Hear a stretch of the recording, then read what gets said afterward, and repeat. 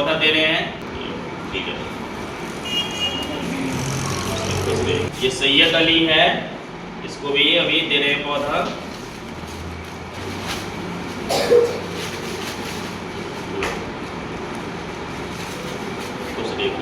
ये विशाल है, इसको भी पौधा दे रहे हैं। ये अनूप है और काफी अच्छा है पढ़ने में भी।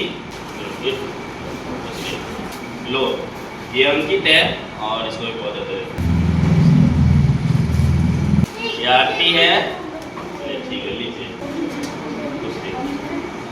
ये तन्नू है और इसको भी पौधा दे रहे हैं।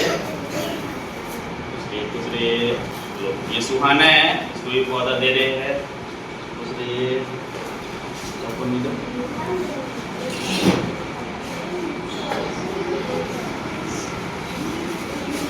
ये सभ्या खातून है। दूसरे ये आरती है, लो आरती। दूसरे ये अदिति है। दूसरे ये पलक है। दूसरे ये अंकिता है, इसको भी पौधा दे रहे हैं।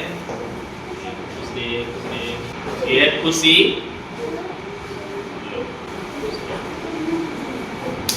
ये आदित्य है, इसको एक पौधा दे रहे हैं अभी।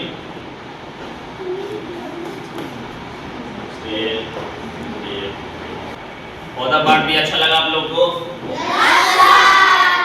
लगाइएगा ना पौधा।